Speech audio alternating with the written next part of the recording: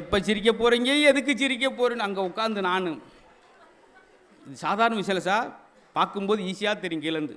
அவ்வளவு சில பேச்செல்லாம் பார்த்தா பயமுடுத்துவாங்க. அன்றைக்கெல்லாம் ஒரு நண்பர்கிட்ட பேசும்போது மேடையில் பேசுகிறார், நானும் நண்பரும் ஒரே தட்டில் சாப்பிட்டிருக்கிறோம், ஒன்றாக படுத்து தூங்கியிருக்கிறோம், இன்றா நேற்றா 35 ஆண்டு கால நட்பு, எங்கள் நட்பை போல சொல்ல முடியாது. கீழே குனிஞ்சு உங்கள் பேர் என்ன அப்படின்னு இருக்காரு. ஐயா ஒரே தட்டில் நீங்கள் படுத்து பாய் உருளும்போது கேட்க வேணாம் ஐயா. ஆனால் சார் இந்த இதிகாசத்தில் ஒன்று எடுத்துக்கணும் சார். அப்படியே பாலைவனத்தில் ஒருத்தனுக்கு தண்ணீரை எப்படி செலவழிப்பான சிக்கனம், அது மாதிரி ஒவ்வொன்றுக்குள்ளேயும் ஒரு சிறப்பு இருக்குது சார்.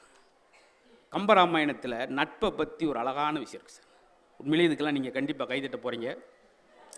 இது என்னென்னா என்னை நானே ஆசுவாசப்படுத்திக்கிறது. தட்டுறங்களே தட்டலையோ என்னை மூலம் ஒரு சாங் கொண்டு பண்ணிட்டு அப்புறம் அந்த பாயிண்ட்டை சொல்கிறோம்.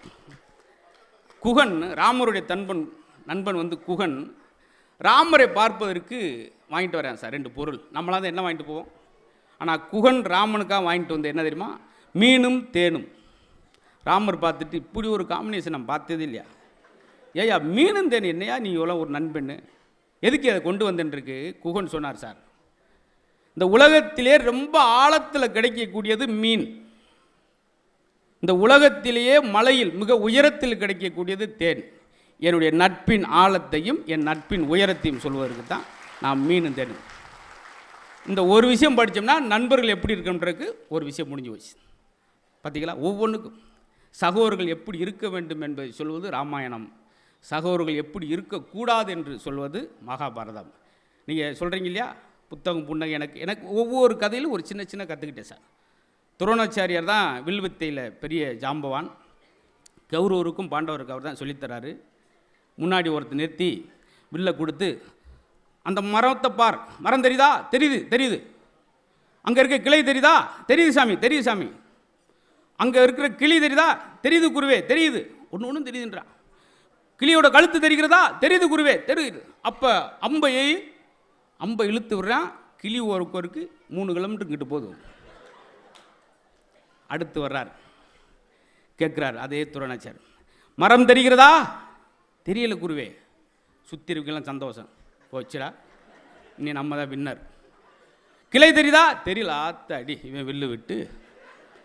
அங்கே இருக்க கிளி தெரியுதா, இவன் இன்னும் அவ்வளோதான். கிளியோட கழுத்து தெரிகிறதா, தெரிகிறது.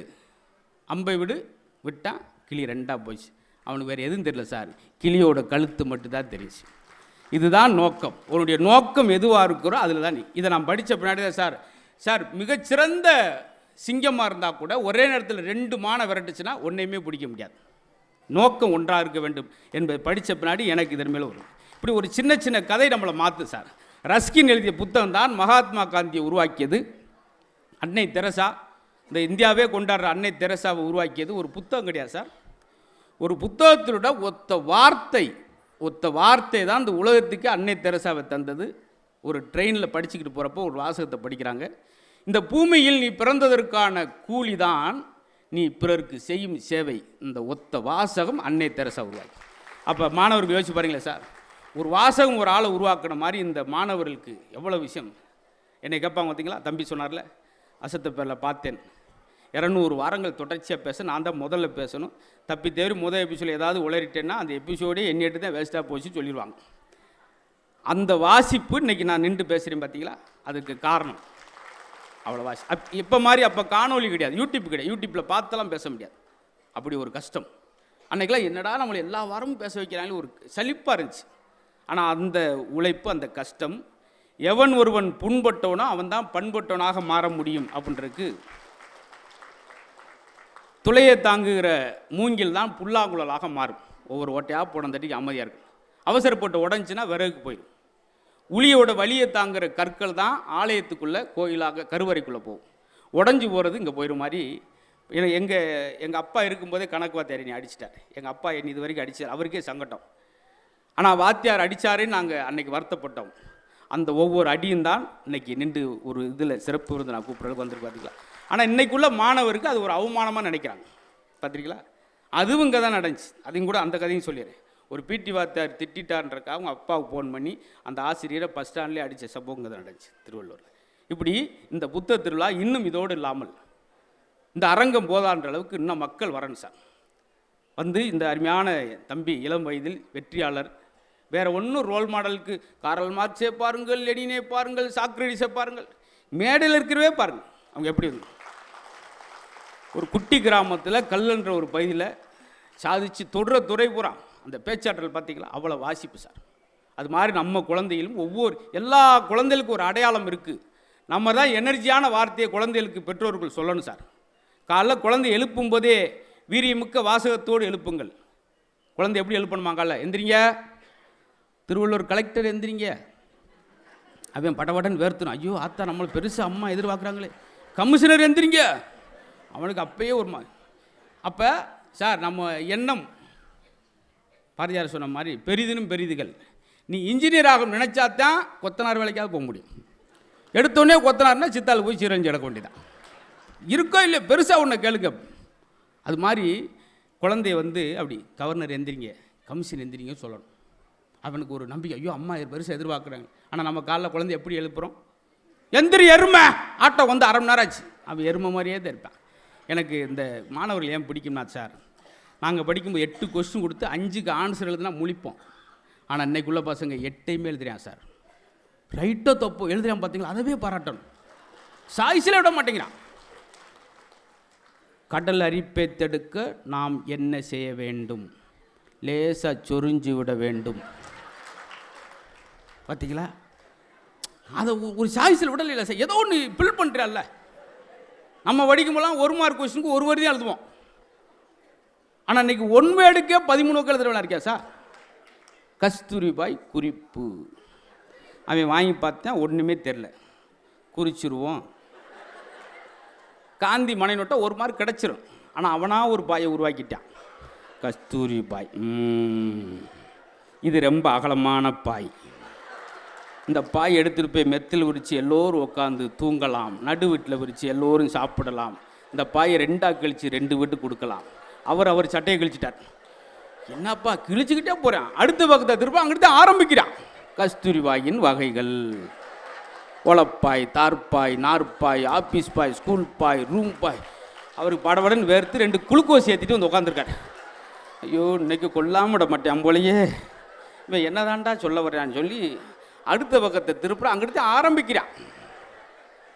கஸ்தூரிபாய் வாஜ்பாயை விட பெரியது. 4 மாத்திரை போட்டுட்டு கெச்சம் கடிச்சார். சார் நான் வேலையை ரிசைன் பண்ணிக்கிறேன், எங்கேயாவது விருதுநர் பஸ் ஸ்டாண்டில் போய் வெள்ளரி பிஞ்சு இழந்தப்பழ வியாபாரம் பார்த்து பொழைச்சிக்கிறேன். இப்படி ஒரு பொழப்பு எனக்கு தேவையில்லை சார். என்னய்யா 15 வக்கு எழுதியிருக்கா சார் 1 வேர்டுக்கு? அவர் அங்கிட்டிருந்து போனை கட் பண்ணியா, உனக்கு அது 15 வக்கு எழுதியிருக்கான், பெரும்படு. எனக்கு ஒரே வேலை என்னையை குழப்பிருக்கா ஐயா. என்ன சார்? கஸ்தூரி பாய் இல்லை கேள் அப்படின்னு ஓட்டிருக்கேன். நான் யார்கிட்ட போயா கேட்பேன், ஏயா வத்திரிச்சல் கலப்புற. பார்த்தீங்களா, இதை நம்ம சிரிக்கிறோம், பாராட்டன்ல. இவன் தான் சார் பெரிய படைப்பாளி. வருவான் ஒரு சீரியல் 15 வருஷத்துக்கு எடுக்கிறாங்க பார்த்தீங்களா, அது இவன் தான். ஆச்சரியமாக இருக்கும். ஒரு சீரியல் கதை முடியவே இல்லை.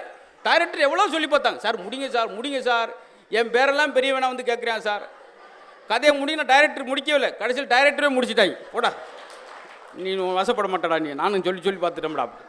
பார்த்தீங்களா, இதான் சார் குழந்தை செல்வம். குழந்தையில் பென்ட்ரைவ் மாதிரி வைக்காங்க. பென்ட்ரைவ் என்ன செய்யுது? காப்பி பண்ணி பேஸ்ட் பண்ணும். குருட்டு மனப்பாடம் பண்ணி வளர்கிற குழந்தைய விட சுயம்பாக எழுதுகிற குழந்தைகளும் சாதிப்பான். நாங்கள் படிக்கும்போலாம் தமிழ் கொஸ்டினாக ரெகுலராக ஒரு கொஸ்டின், செய்வனை என்றால் என்ன, சேப்பாட்டுவன். அதுக்கு ஒருத்தர் ஆன்சர் எழுதுனான். 3 மாதம் அந்த பேப்பரை திருத்தன வாத்தியார் ஐசோலில் படுத்துட்டார். படித்ததுக்கே எழுதியிருக்கான், செய்வனை என்பது நம்மளுடைய பரம்பரை எதிரிகளுக்கோ அல்லது ஜென்ம விரோதிகளுக்கோ கைகால்கள் விளங்காமல் போக வேண்டும் என்று நாம் கோடாங்கியும் சோசியரையும் கூட்டு வந்து எலுமிச்சம்பழம் கோழி முட்டை பொம்மையில் வைத்து சுடுகாட்டில் உட்கார்ந்து நாம் செய்வதான் செய்வினை. உதாரணத்திற்கு எங்கள் பெரியப்பா எங்களுக்கு செய்துள்ளார். ஏன்னா உதாரணத்துக்கு ஒரு மார்க் இருக்குது. இவ்வளோ விஷயம் இருக்குது பார்த்தீங்களா சார். இதெல்லாம் எதுக்கு சொல்கிறேன்னா, எதுக்கோ சொல்கிறேன்னு நினைக்காங்க. இப்போ உங்களை வந்து ஒரு சாக்கு நிறையா ஒரு 40 மரக்காய் நெல்லை போடும்போது அதுக்கடுத்து போட முடியாது. அப்போ அது ஒரு குழுக்குனா கொஞ்சம் ஸ்பேஸ் கிடைக்கும். அது மாதிரி நீங்கள் சிரிக்கும்போது உங்கள் கவலையெல்லாம் வெளியே போகணும் சார். அதுக்காகத்தான். ஏன்னா மனசு விட்டு உண்மையாக ஒரு நிமிஷம் சிரிச்சா டாக்டர் சொல்கிறதான் ஒரு சொல் ரத்தம் ஊறும். இப்போ 1 மணி நேரம் சிரிச்சிருக்கீங்க, ரத்தம் கோப்போன்னு ஊறி காது வழியாக மூக்கு வழியாக ஒழுகுனாலும் ஒழுகும். இதெல்லாம் இருக்கட்டும் சார். நான் சொல்ல வந்த விஷயம் தான். வீல் சேரில் வாழ்க்கை தொடங்குது. குழந்தையாக இருக்கும்போது பாருங்கள், அப்படி வீல் சேரில் வச்சு கொண்டு வரோம். வீல் சேரில் குழந்தை வாழ்க்கை தொடங்குது. 80 வயசில் அதே வீல் சேரில் வச்சு அவரை கொண்டு வரோம். அப்போ வீல் சேரில் தொடங்குகிற வாழ்க்கை வீல் சேர்லேயே முடியுது. இடையில இந்த 40 வருஷம் எதுக்கு வீல் கத்துறீங்க? அதை மகிழ்ச்சியாக கொண்டாடுங்க. புத்தர் ஒருத்தனை பார்த்து கேட்டார், அவர் சீடனை பார்த்து, உனக்கு என்ன வயசாகுது? ஐயா 23. உன்னை பார்த்தா 73 மாதிரி தெரியுது, நீ 23 என்கிறாயே. இல்லை, நான் மகிழ்ச்சியாகவும் சந்தோஷமாகவும் வாழ்ந்த ஆண்டு 23, அதுதான் நான் வாழ்ந்த வாழ்க்கையாக உணர்கிறேன். அப்படிங்களா? ஒரே விஷயம், ஒரு ஆளுக்கு கஷ்டமாக இருக்குது, ஒரு ஆளுக்கு சிரமமாக இருக்குது சார். திருச்செந்தூர் கடற்கரையில் 2 சாமியார் சந்திக்கிறாங்க. சுவாமி வணக்கம் சுவாமி. பதிலுக்கு அவரும் சுவாமி வணக்கம். தாங்கள் எப்படி சுவாமியாக மாறினீர்கள்? அது பெரிய வேடிக்கை, கூறுங்களேன், ரசிப்போம். இளம் வயதில் கலாகலா என்று ஒரு பெண்ணை விரும்பினேன். காதல் கைகூடவில்லை, சாமியாராகி விட்டேன். என் கதை இருக்கட்டும், தாங்கள் எப்படி சுவாமியாக மாறினீர்கள்? அந்த சனியை முடிச்சு கலவை நான் தான் கல்யாணம் பண்ணேன். பார்த்தீங்களா சார்? உங்கள் மகிழ்ச்சியை உங்களை தவிர வேறு யாரும் அனுபவிக்க முடியாது, கொடுக்க முடியாது. நம்மளே உருவாக்கிட்டே தான் சார். சார், அசையும் சொத்தாக இருந்தாலும், அது அசையாத சொத்தாக இருந்தாலும், இந்த உடம்பு அசைகிற வரைக்கும் தான் சார் அந்த சொத்து நம்மளுக்கு. அதை வச்சுக்கிட்டு நம்ம ஒவ்வொரு ஆளும் என்னென்ன பேசுகிறோம் பார்த்தீங்களா சார்? ஒரு கோழி எப்படி சார் சொல்லுவோம்? சார் என்ன வெட்டைக்கோழினே, முட்டை கோழினே, என்னே ஊற்ற தேவையில்லை, எல்லாம் 3 கிலோ இருக்கும் முட்டை கோழி அப்படின்னு சொல்லி கோழி அறிமுகப்படுத்துகிறோம். ஒரு ஆட்டுக்குட்டி எப்படி அறிமுகப்படுத்தும்? ஏன்னா இளம் ஆடுனே 17 கிலோ, கொழுப்பே கிடையாது. மனுஷனை எப்படி அறிமுகப்படுத்தும்? என்ன முனியாண்டினே 53 கிலோண்ணே, நெஞ்செலும்பு நல்லா இருக்கும்னே, சுவரொட்டிலாம் சூப்பராக இருக்கும்னே, அப்படியா சொல்லி அறிமுகப்படுத்துவோம்? 6 அடி உயரம் இருந்தால் கூட சிரிக்காத மகனுச்சுன்னா அவன் ஒரு உம்னா மூஞ்சிங்க. பாருங்கள், எல்லா இடத்துலையும் மேடையில் அழகுக்காக வைக்கிறது பூக்களை வைக்கிறாங்க. எதுக்கு?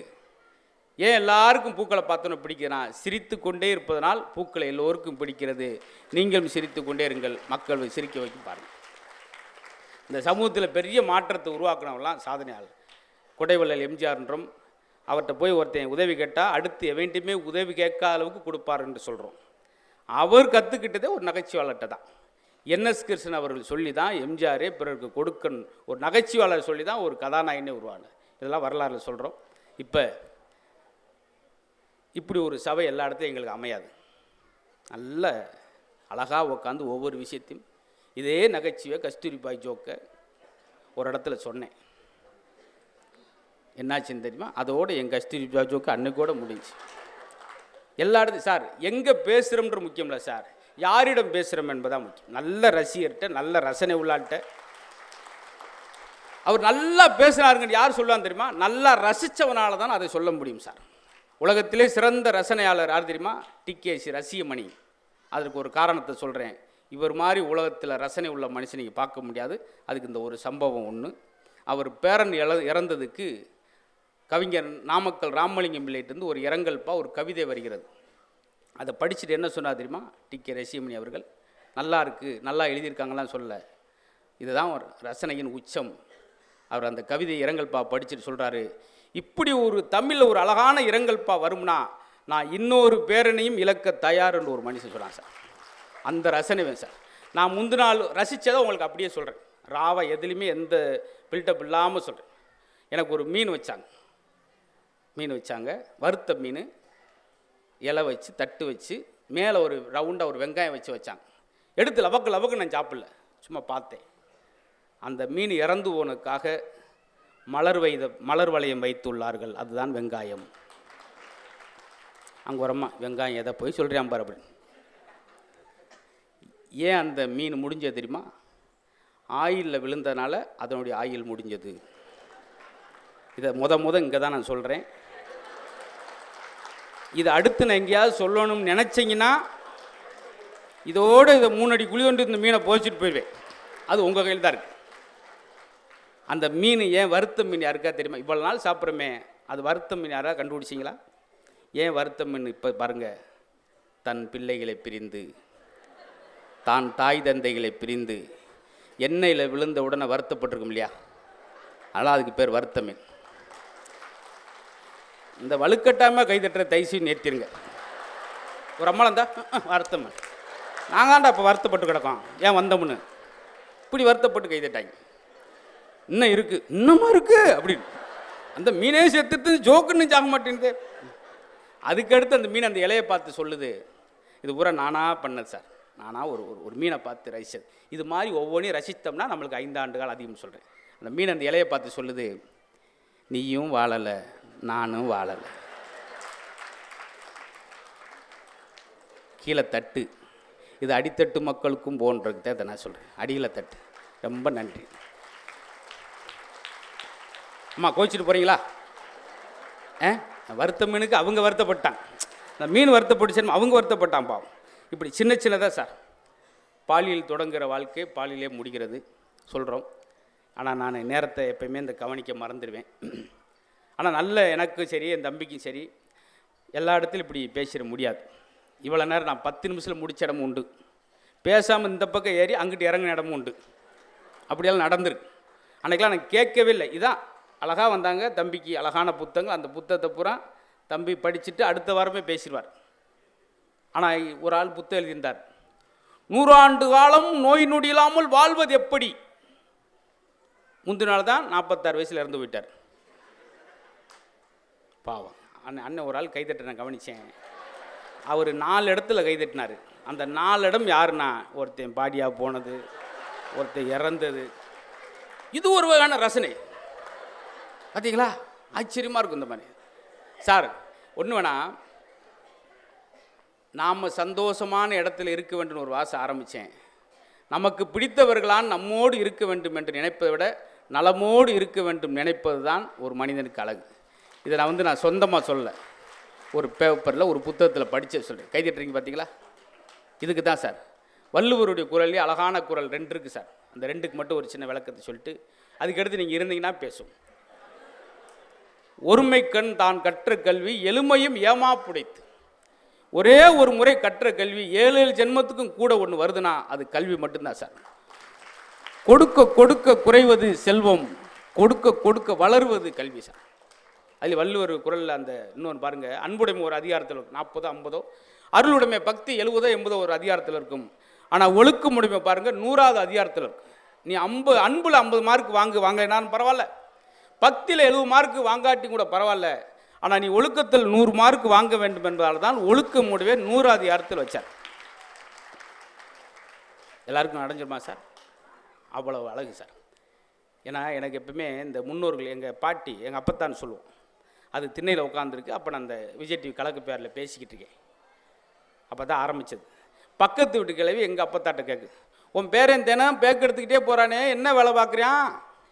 எங்கள் அப்பத்தை தெரியலனா தெரியும் சொல்லலாம். என் பேரன் சிரிப்பு காட்டுற வேலை செய்கிறான். சிரிப்பு காட்டுற, ஆமாம், இந்த நாடகத்தெலாம் பப்புனா வருவான். நான் கும்பிட்டேன், உங்களுக்கு கொஞ்சம் நேரம் தெரியாட்டி பேசாமல் அது இருங்க, அதையும் ரசிக்கணும். அந்த தாத்தா பாட்டி கிடைக்காம போயிட்டாங்க பார்த்தீங்களா நிறைய பேருக்கு. நீங்கள் வந்து பாருங்கள், அவ்வளோ ஆச்சரியம், அழகான விஷயம்லாம் இருக்குது. சொன்னால் ரொம்ப நேரம் போகும். தம்பி மேடையில் வேலுநாச்சியார் பற்றியெல்லாம் இருக்குது. ஈவேரா பற்றி சொன்னார். தாம் படிக்கும், நான் படுக்கும் அறைக்கு பக்கத்திலே படிப்பறையை வைங்கன்னு சொன்னதான் டாக்டர் அம்பேத்கர். பக்கத்தில் நான் நேரத்தை திருடுகிறேன், நாம் பயணம் செய்யும் போதெல்லாம் அதிகமாக படித்தவர் தான் ஜவஹர்லால் நேரு. பார்த்தீங்களா? சாதாரண காஞ்சிபுரத்தில் வந்த சிஎன் அண்ணாதுரை இருந்தவர் கன்னிமாரா நூலகத்தில் ஒவ்வொரு புத்தகங்களாக படித்ததுனால தான் சிஎன் அண்ணாதுரையாக இருந்தவர் பேரறிஞர் அண்ணாதுரையாக மாறினார். அவருக்கு புற்றுநோய் ஆப்ரேஷன் பண்ணணும். அப்போ சொல்கிறார் அண்ணா, பார்த்துங்க எவ்வளோ அழகான வார்த்தை பாருங்கள், படிக்கின்ற ஆர்வத்தை தூண்டுற வார்த்தை பாருங்கள். புற்றுநோய் உடனடியாக ஆப்ரேஷன் பண்ணன்னு சொன்னதுக்கு அண்ணா சொன்னது, ஒரு நல்ல புத்தகத்தை படிச்சுக்கிட்டு இருக்கேன், ஒரு 2 நாள் ஆப்ரேஷனை தள்ளி வைக்கலாமா, ஏன்னா அதனுடைய முடிவு தெரியணும், சுவாரஸ்யமாக இருக்குது, அழகாக இருக்குது அப்படின்னு சொல்லி உயிர் பிழைக்கிற கூட தள்ளி வச்சுட்டு புத்தகத்தை படித்தனால தாங்க அறிஞர் அண்ணாவை இன்ன வரைக்கும் கொண்டாடுறோம். பார்த்தீங்களா? இப்படி ஒவ்வொரு ஆளுக்கும் ஒரு வேலை. சார் இன்னும் கொஞ்ச நேரத்தை இன்னும் கொஞ்ச நேரத்தை தூக்கில் போடணும். அப்போ வார்டனை கூப்பிட்டு அவர் கேட்குறார், இந்த லெனின் பற்றி ஒரு புத்தகம் கேட்டேனே, அது வாசிக்கன்னு ஆசைப்பட்டேன், நீங்கள் தரவே இல்லை. இன்னும் ஒரு மணி நேரத்தை உனக்கு தூக்கிலே போட போகிறேன், நீ லெனினை பற்றி இப்போ படித்த என்ன ஆசிய? இல்லை, நான் சாகருக்கு முன்னாடி சில விஷயங்களை தெரிந்து கொண்டு சாவே இல்லையா? அவர் தாங்க பகத்சிங். பார்த்தீங்களா? அப்படி சாகருக்கு முன்னாடி கூட விஷம் கொடுத்து கொள்ளணும் சாக்ரட்டிஸை, அப்போ கூட படிச்சுக்கிட்டே இருந்தார். இப்படி அடுத்த நிமிடம் நம்மிடம் இல்லை என்ற போது கூட படிப்பினுடைய அவசியம், புத்தகத்தினுடைய அவசியம். அது வெறும் காகிதம் அல்ல, அது மனிதனை மாற்றும் ஆயுதம் என்று சொன்னார் ஒரு கவி. அதனால் உங்கள் குழந்தைகளுக்கு எதை பற்றி நீங்கள் சொல்லித்தாரீங்களோ இல்லையோ, புத்தகத்தினுடைய பெருமையை சொல்லித்தாருங்கள். கடுமையான கிராமம். என்னுடைய நிகழ்ச்சி முதல் டிவியில் வரும்போது அதை பார்ப்பதற்கு கூட என்கிட்ட டிவி கிடையாது. அப்படியாப்பட்ட கிராமத்தில் நின்று வானத்தை இப்படியே பார்த்துக்கு விமானம், எங்கள் வீட்டு பக்கத்தில் பெருங்குடி ஏர்போர்ட் இருக்குது, விமானம் போகிறது ஆச்சரியமாக பார்ப்போம். தென்னை மரத்தில் ஏறிலாம் உட்காந்துருப்போம். விமானம் வரும்போது ரெக்கையை பிடிச்சிட்டு போகிறோமா, நான் மரமெல்லாம் ஏறுவேன். அப்படி இருந்த எங்களுக்கு ஒரு 103 நாடுகள் போகிற மாதிரி ஒரு எளிய மாணவனை பெருசி ஆக்கியது இந்த புத்தகம். எந்தவித வசதி இல்லாப்போ எங்களவே இந்த அளவுக்கு உருவாக்கினா அன்றைக்கு உங்கள் பசங்களுக்கு நிறைய வாய்ப்புகள் பின்பலத்தில் இருக்கிறது. ஆக குழந்தைகளை உற்சாகப்படுத்தணும், எனர்ஜெட்டிக்காக கொண்டு வரணும். இவ்வளவு புன்னகை நான் பேசினா அதுக்கு முழுக்க எனக்கு பின்னாடி உள்ளது புத்தகம். அதில் தான் புத்தகமும் புன்னகை என்று பேர் வச்சது. இன்றைக்கி உள்ள முழு ரகசியம் அதான், வாசிப்பு மீது உள்ள ஆர்வம். இப்போ கூட ஒரு மேடைக்கு போனால் நான் பாட்டுக்கு 4 மணி நேரம் எதுவுமே இல்லாமல் பேசிடுவேன். இருந்தாலும் ஏதாவது ஒன்று புதுசாக ஒன்று சொல்லணும்னு சொல்லி ஒரு தேடலோட ஒரு ஆர்வத்தோடு போகிறேன். பார்த்தீங்களா? அதில் தான் 20 வருஷம் தம்பி சொன்னார், என்ன 20 வருஷம் நான் சின்ன வயசில் பார்த்து அதே இது இருக்குன்னு சொல்கிறாரு. பார்த்தீங்களா? அதுக்கு காரணமும் அந்த புத்தகம்தான். தம்பியும் அதே மாதிரி அவன் நீண்ட ஆளுகள் காலம் இருக்கிற வரைக்கும் அவனால் மேடையில் பேச முடியும். நிரம்ப கருத்து இந்த மாதிரி அறிவுஜீவிகள் இருக்க வேண்டும். தேடல்கள், அந்த புத்தகத்தை கடலில் தண்ணி அப்படி கை கிளாஸில் கொண்டு வந்து கொடுப்பதான் ஒரு பேச்சாளனுடைய அழகு. நிரம்ப படித்து இந்த மேடையில் படைக்க வேண்டும். நீங்களும் இந்த புத்தக திருவிழாவை இன்னும் சிறப்பாக, இன்னும் பெருமையாக, இன்னும் விசாலமாக நடத்துங்கள். அறிவு செல்வங்களாக, ஏதாவது கோயில் இல்லா ஊரில் குடியிருக்கக்கூடாது அப்படின்னு சொல்கிற விட, புத்தகம் ஒரு காலத்தில் வீடு கட்டும்போது திண்ணை இல்லாமல் கட்ட மாட்டாங்க. அப்புறம் வீடு கட்டும்போது பெட்ரூம் இல்லாமல் கட்ட மாட்டாங்க. அப்புறம் இப்போ வீடு கட்டுறப்ப என்ன செஞ்சாங்க, பூஜை அறை இல்லாமல் வீடு கட்ட மாட்டாங்க. இப்போ ஹோம் தட்டு இல்லாமல் வீடு கட்ட மாட்டேங்கிறாங்க. ஆனால் ஏதாவது ஒரு வீட்டில் புத்தக அறையோடு வீடு கட்டிருக்கீங்களா சார்? இனிமேல் இந்த நிகழ்வை கேட்குறவங்க அந்த சின்ன மூலையில் ஒரு பக்கம் ஒதுக்குங்க. இனிமேல் வீடு கட்டும்போது ஒரு ரொம்ப வேணாம், ஒரு 4க்கு 4 அளவாவது புத்தக அறை வச்சு 4 புத்தகம் குழந்தை படிக்குதோ இல்லையோ சும்மாவாவது திருப்பி பார்க்கட்டும். அதை செஞ்சால் போதும், நேர்மறை எண்ணம் உருவாகும். ஏன்னா ஈண்ட மொழி பேரன் கீழே விழுந்துன்னு ஓடுவான், சாதத்தை தூக்கிட்டு. பார்த்து சொல்லுங்கள் சாமி, பேரன் குப்பறக்க விழுந்துட்டான், அதுக்கு என்ன சாமி? அதுக்கு அந்த கல் எடுத்து ஓரம் போட்டால் விழ மாட்டான். இதுக்கு சாதத்தை கொண்டு போய் கொடுத்து அவர் பார்த்துட்டு சுக்கிரமேடு, சூளமேடு, பீளமேடு